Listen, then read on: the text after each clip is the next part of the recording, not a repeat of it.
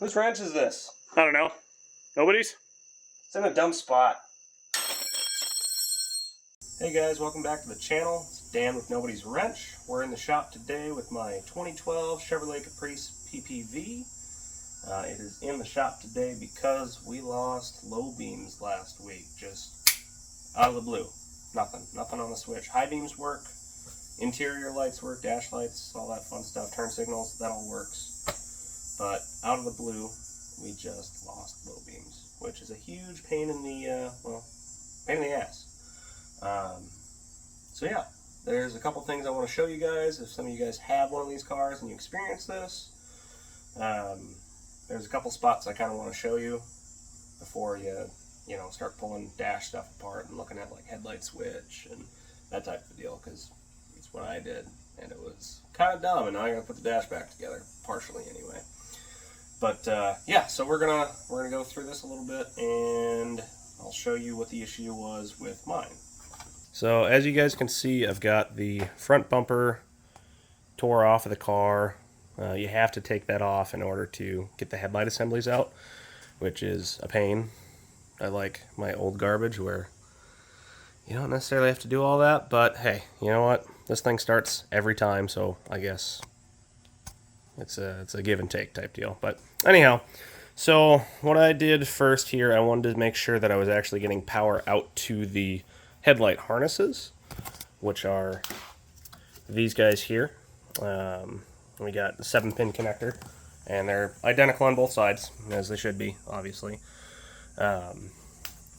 So I did have power coming out to it. When I hit the headlight switch, I can actually hear the contactor inside the relay pull in.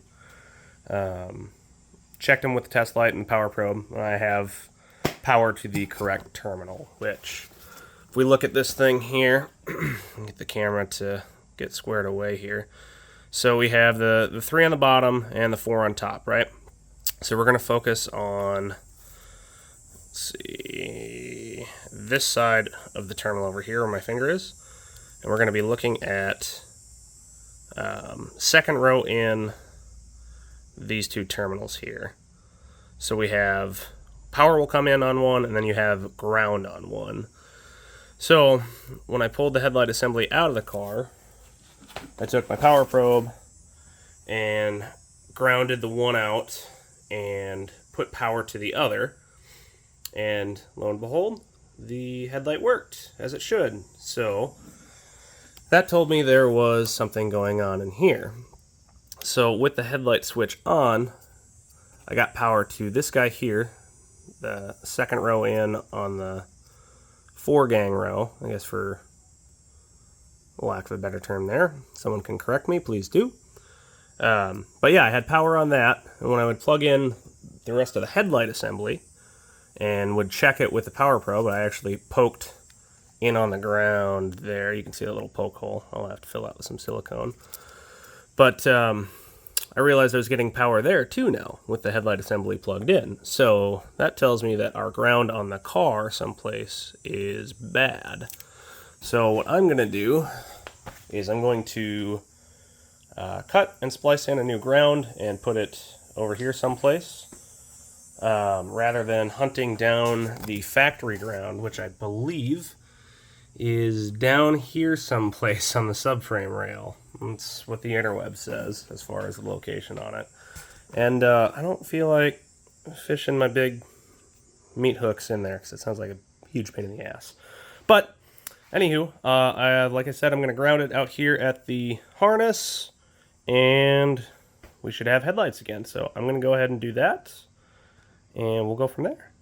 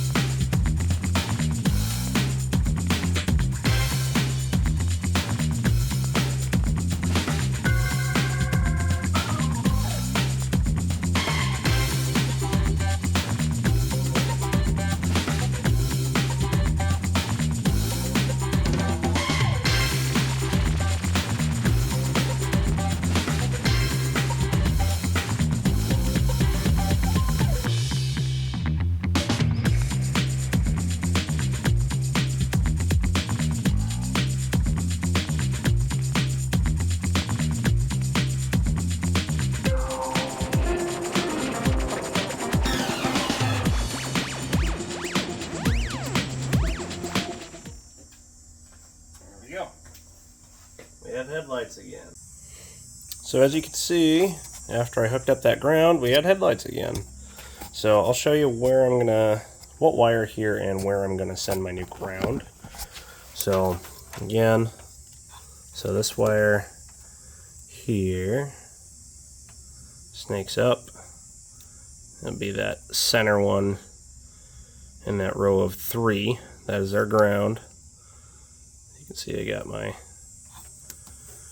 heat shrink connector on there. Obviously I have to shrink that down, make that weather tight. But I'm going to send the ground up here to this little ground post. Put a ring terminal on it and go right underneath this factory ground also. I'll clean it up and make it look nice, but not quite sure where I'm going to put the other side yet. Maybe up over here on the fender. Not sure, but yeah. That's where I'm at with this. And then put the bumper back on and all that fun crap.